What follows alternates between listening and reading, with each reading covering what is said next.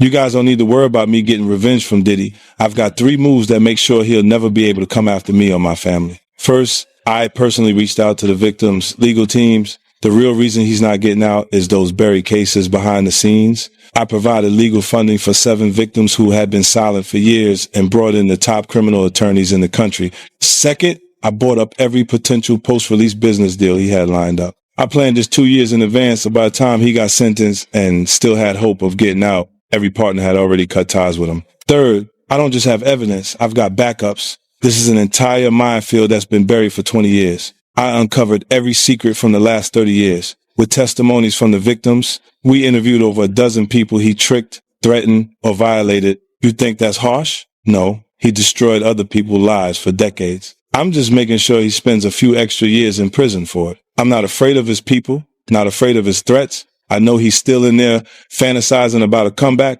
but the truth is, he's never coming. All right, welcome back. Because the spotlight is locked back onto 50 Cent, and this time it stretches far beyond a Netflix rollout. He's made it clear that his Diddy-focused series only skimmed the surface, with 4 episodes unable to hold everything his team uncovered, leaving major revelations behind when the final edit was locked. One especially sensitive detail tied to a personal connection never aired due to time limits, and instead of saving it for another season, 50 has hinted that this unseen material could emerge independently on YouTube now that the series is out. He's also revealed that even more people have stepped forward with new information, prompting questions about why he keeps pushing forward so aggressively. That question was recently answered by comedian T.K. Kirkland, who shut down the idea that this is about attention or manufactured hype, making it clear there's a deeper, personal reason fueling 50's persistence, one that raises the stakes and explains why this story keeps gaining momentum. Out of all the women in the world that Diddy could have gotten with, he chose 50 Cent's baby mother. It's a lot of variables to this particular question. Because I talk to a lot of people, older, younger, even my daughter, who's 22, she didn't understand it. So people give their opinion based on what they've experienced and their environment, people they've been around. So to the people that understand boundaries and respect, I always tell men you should never date another man's girl if you're not aware of it. If you know it. He made his position unmistakable, drawing a hard line that crossing that boundary represents a profound level of disrespect, explaining that he has deliberately avoided any situation involving someone previously connected to a close associate, because, to him, that's a code you simply don't break. He emphasized that Diddy has no shortage of influence, access, or global reach, which only makes the decision stand out even more. From TK's perspective, this wasn't accidental or impulsive, it was strategic. When placed against the backdrop of the long-standing tension between Diddy and 50, he argues it's nearly impossible to view this as anything other than intentional, adding serious weight and sharper implications to an already complex and intensifying situation. Went after the baby mother of one of his rivals. Exactly. Someone who had been taking shots at him for years. Absolutely. On purpose. And he went after her knowing that they had beef. Right. And slutted her out. Slutted her out. Just slutted her out. Slutted out. Having a whole basketball team run a train on her. Totally did. I That's totally the whole agree. thing, right? Totally agree. Right. But his reputation from when he worked at Uptown, I'll be sure's girlfriend. Oh, Kim Porter. Kim Porter. Right. That's his reputation. I'll be sure his baby mother. Baby mama. Yeah. Then, Eric Serum, his friend, the one that had she had his baby, Mia. So he's had a reputation of going after people. Tupac's ex-girlfriend. Tupac's ex-girlfriend. He got a baby with her too. Exactly. Yeah. So my point that I'm making to the men listening, well, if you don't understand this, then you're just poorly educated and don't really have common sense. It's a no-no. There's no way I would go after Vlad's ex-girlfriend. Right. I'm so loyal that if I met a woman and she said, "Oh yeah, I stay Vlad," I can't f with you, baby. Right. I won't even put excuse my language, because that's how I move. Other people don't move like that, but there's You see me in Paris, see me all over the world. Why would I want to do that to mess up a relationship? Even as 50 Cent's documentary continues to dominate the conversation and collect praise across the board, not everyone is treating it as a flawless victory. Gene Deal has stepped into the spotlight with sharp criticism, questioning the originality of certain elements and suggesting that some ideas closely resemble material he had previously shared without receiving acknowledgement. He argues those moments weren't driven by fresh discovery, but by recycled concepts, raising uncomfortable questions about credit and creative integrity. His comments have injected a new layer of controversy into the narrative, briefly slowing the project's momentum and shifting attention toward what may have been happening behind the scenes as the story was put together. Seen an interview about, he said that he had, a lot of footage had to be down, the documentary had to be downsized. You understand? I don't really believe that, because a documentary is a documentary, and they could have had 45 minutes. They could have had an hour, to each one of those. You understand? They left out certain things. He said they even left out the one about Sarah Chapman. You understand? And for whatever reason, he probably left out a lot of other different stars too. Situations that they could have spoke about. You understand? I have a problem with the documentary, and I'm just going to let you know that the reason I have a problem with the documentary is that they know that they took my idea. You understand? They know that when I came to them, I laid out what they should do and how the documentary should be. You understand? She could say whatever she want to say. I talked to those producers before I even talked to her. They wanted to know what I had, what I was bringing, my pictures, all that stuff like that. And I told them about me, Tim, and Kirk. You understand what I'm saying? And how it would go. They did the same thing. This ain't the first time they stole from me, man. If you look at the Notorious Big, if you watch the Notorious Big, that part about the shoes, I had that in my book. And I was talking to K.O. Copeland. He was one of the writers of that movie. And I told him about when I let Big use my shoes at Soul Train Award. You had this old flunky ass dude, Mike B, get on Angie Martinez's show and talk about, yo, Big, he wore mixed max shoes and he went out there and performed. When you go look at the film, when you go look at Big performing that on that show, ain't nothing mixed match about them shoes. There was $800 Maury's, size 14D. Big wore 14E. E means that his shoes is a little wider than mine. He struggled, but he put them on and he went out there and performed. Those was my Gators that he had on. You understand? They did a little skit trying to disrespect me in the movie. You understand? And they said something about, He also addressed the growing speculation that 50 could release even more material online in the future, noting that if additional content does surface, stopping it may no longer be within anyone's control. From Gene's perspective, if there were a real way to block or suppress the documentary, it would have happened already, and the fact that it hasn't speaks volumes about where real influence currently lies. To him, the project's continued presence sends a clear signal, raising pointed questions about how much control Diddy truly retains and how much of that power may have already faded. Documentary, and if 50 do another one, and I heard he's going to put it on YouTube or do whatever he's going to do, Puff ain't going to have nothing to do with that. Puff ain't going to have nothing to do to try to stop that, because he can't. Because if he could stop it, it would have been stopped. You know why he can't stop it? Because Puff know people right there at Netflix. Don't think he don't. And I don't know if this guy still work for them, but he was part of the flavor unit, Shakim. He was part of the flavor unit. He was good friends. He was cool with Puff and them. Flavor unit and them, Queen Latifah and them, they was cool with Puff.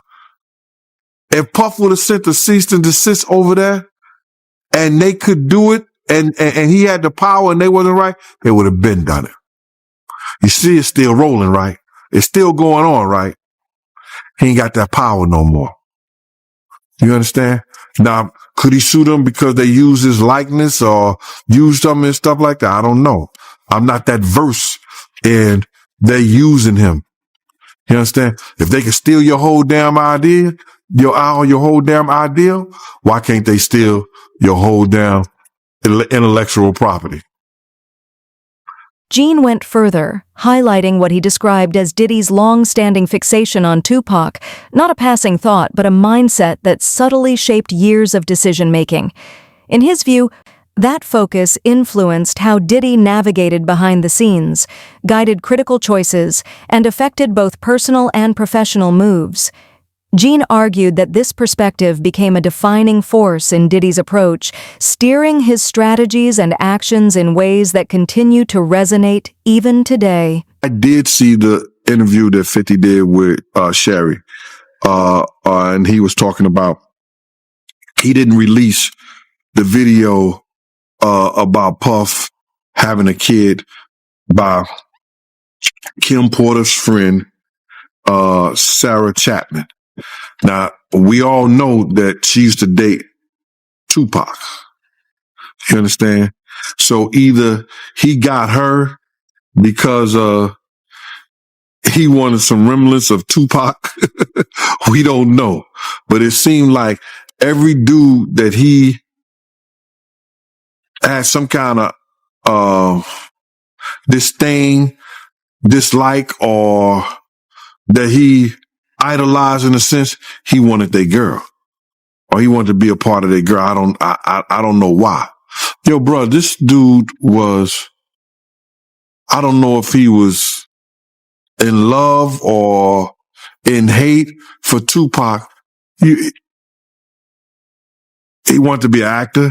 He auditioned for Juice. But Pac beat him out for that Bishop thing. You understand what I'm saying? He wanted to be a part of that. Just go, and not so many years ago, when Puff started getting into that drugs and started using drug stuff, he started revamping some of Tupac's speeches. And if you think I'm lying, go look at the Grammy speech he did. Go look at a couple of speeches he did. It was the same exact words Tupac had said. That he was going to start this whole revolutionary of our people. That's Tupac. Black Lives Matter, the Black Liberation Movement, that was Pac. The Black Liberation Movement. Black Lives Matter? Come on, bro. This dude, everybody know that he had some kind of, I don't want to say disdain taste, but he had some kind of, I don't, jealousy of Tupac, bro. He had this Still, the documentary has its blind spots, and one that stood out was its limited coverage of Kim Porter. As Diddy's longtime partner and the mother of his children, she played a pivotal role in his life, yet her presence in the story was minimal. She passed unexpectedly in 2018 at just 47, with pneumonia listed as the official cause, but the suddenness of her death has continued to spark public conversation and unanswered questions. Given how deeply her life was intertwined with Diddy's, many viewers felt skipping over her story left the narrative incomplete, highlighting a major chapter that remained largely untold and reinforcing the sense that key context was missing. Do you think that Diddy killed Kim Porter? Absolutely. Why? Because of all the videotapes, because of the book, because of all the people she gave copies of her book to, or at least chapters. Because of everything that she had on him, because of the tape that she used to blackmail him into a relationship and into a raise of him being sodomized by Andre Harrell. And I am not saying that allegedly, because I heard her and Kim Noor talking about it in the booth of the bathroom while snorting cane at the She occupied the center of his world, witnessing everything from intimate relationships to major business decisions and moments the public never saw, yet the documentary barely acknowledged her presence. Multiple sources suggest her story was intentionally overlooked, likely considered too sensitive or complicated to address directly. Gene, who says he knew Kim personally and offered support to her more than once, believes she understood far more than most realize. From his perspective, leaving her voice out removed a vital layer of insight, leaving the narrative feeling incomplete, especially given how deeply she was woven into the events behind the scenes. That she did have a book and that her book was about to come out. And she was talking about all the perils, everything that she went through in the music business and with Diddy. All the men that they slept with together, because there were men that they slept with together. There were swinging times that they slept with together.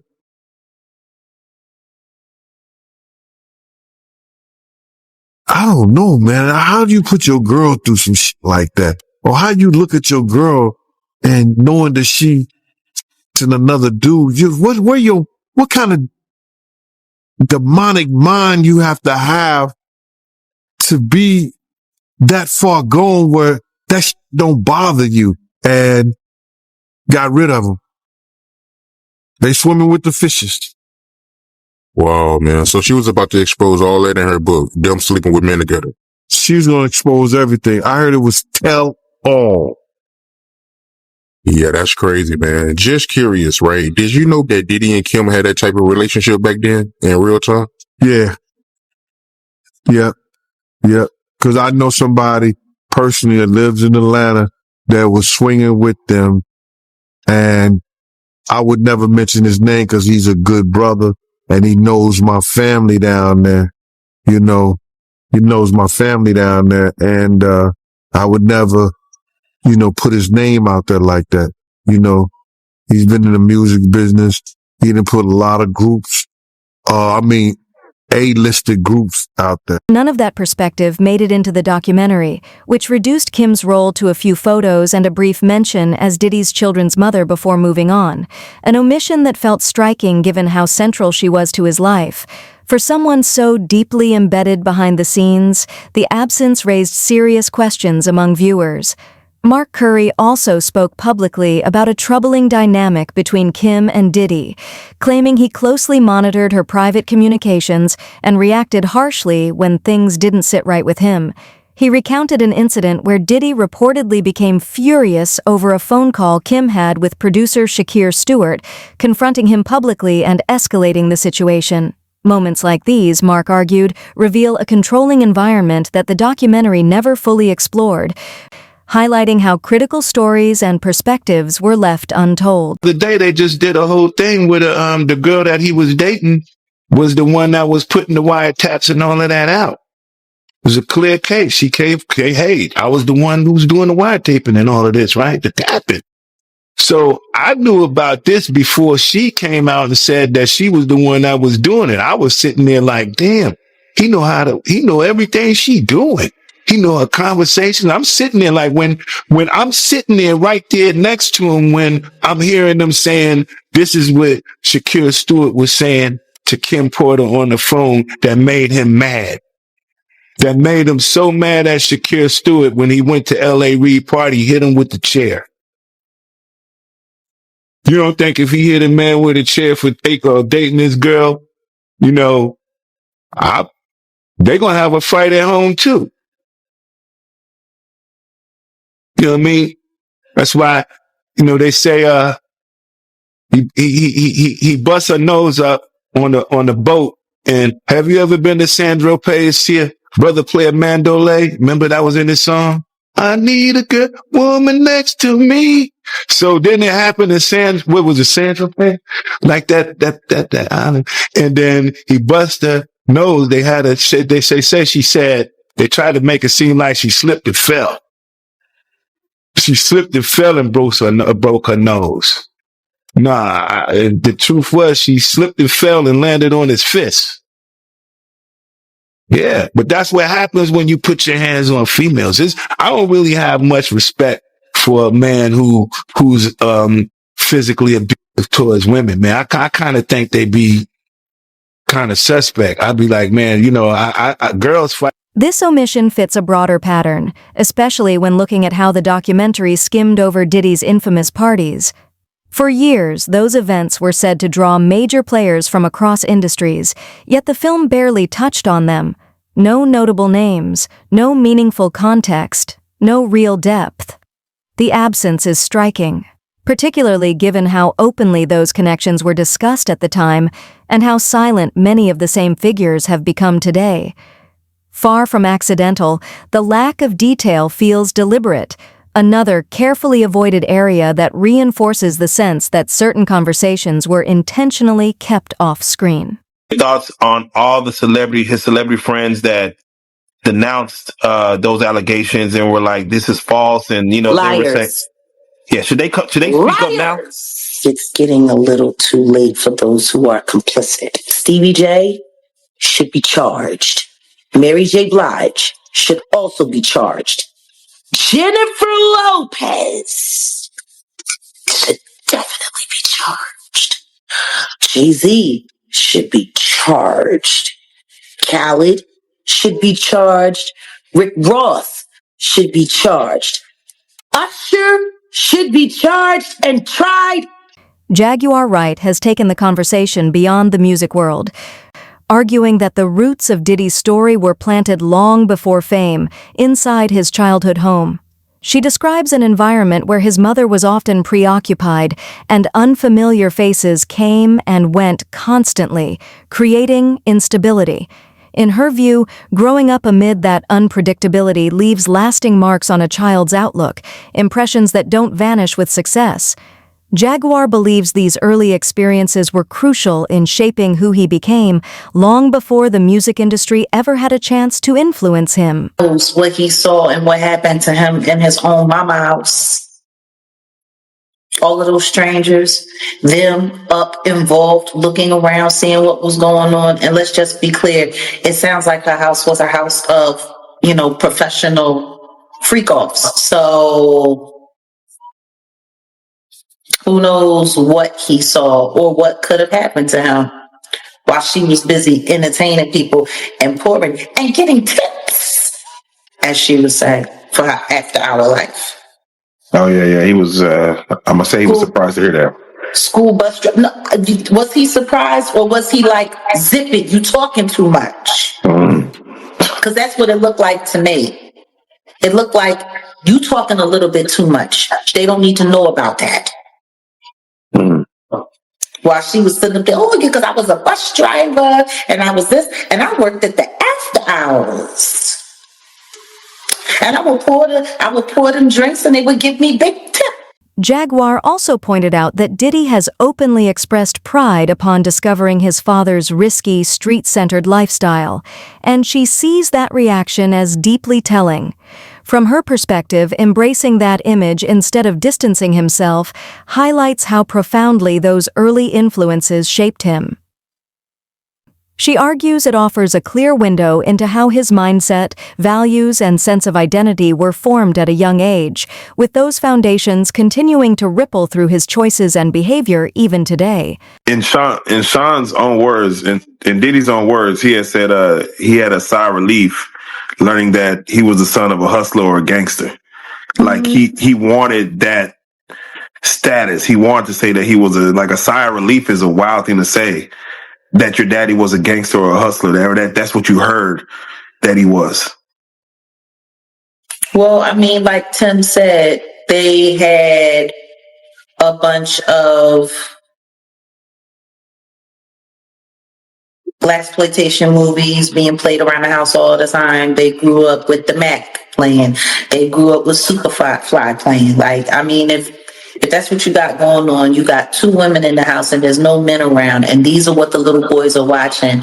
You got basketball players coming over late at night. You got hustlers coming over, PIMPs coming over, women who look like they were modeling for Jet Magazine coming over. Like, it sounds like the nature of the environment is what shaped their perception of what cool was. So, yeah, I mean, I'm sure for him it was oh man, that's who my dad was. So I'm sure for him, it made him feel good because all of that stuff that he was watching, he really came from that. But that was really his legacy. And yeah, I'm sure for him, it felt good to know that his dad was this big hustler who turned out to be a snitch, who got his brains removed. She links that mindset to how hip-hop culture later celebrated larger-than-life personas, noting that many artists drew names and images from classic film characters tied to authority, intimidation, and control. Jaguar argues that Diddy didn't just observe that image, he felt a personal connection to it because it mirrored the environment he grew up in. To her, that bond extended beyond music or branding, shaping his sense of self.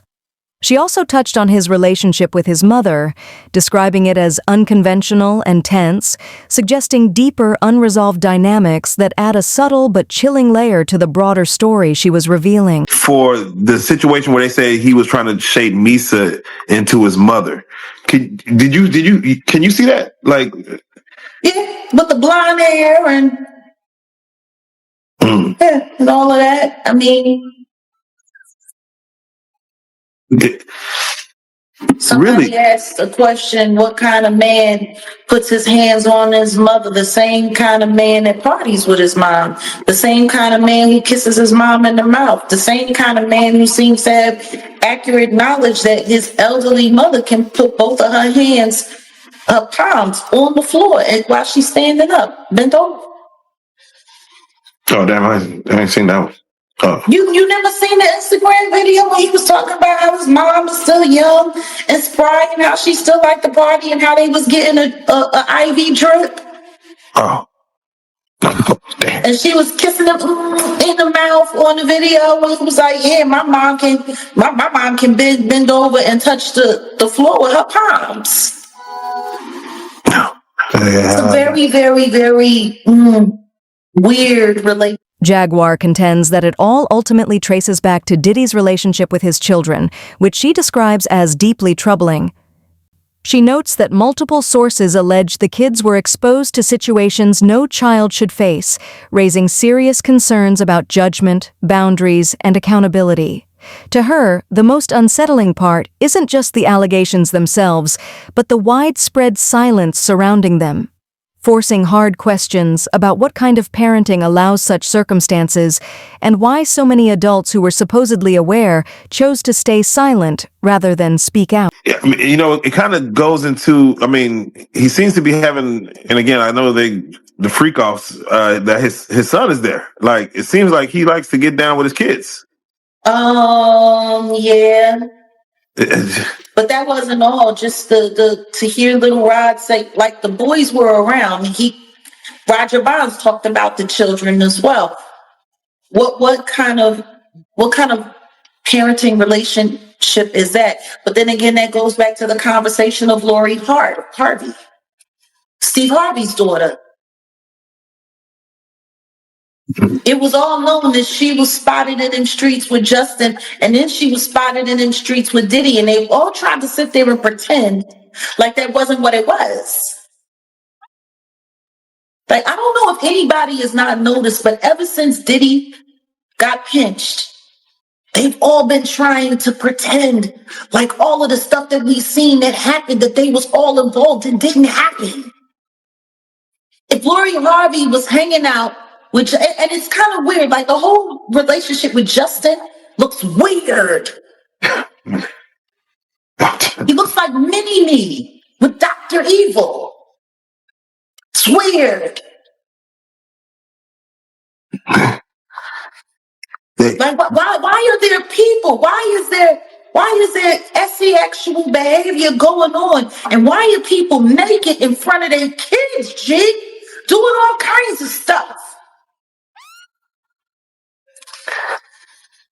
And meanwhile, Misa's running around making comments about how she don't like the way that Eric Sermon was depicting her in the documentary. You don't like the way you're being talked about in the documentary. You don't like the fact that, because see, it wasn't Gene Deal, because Gene Deal said he wasn't there, and thank God that he was able to admit that. Kirk Burrows did say that he was there and present when Diddy was beating the brakes off of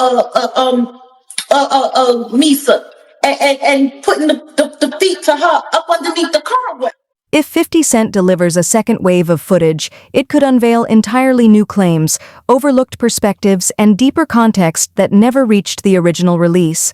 Unseen interviews, cut storylines, or first-hand accounts have the potential to reshape the narrative, especially as more sources continue to step forward.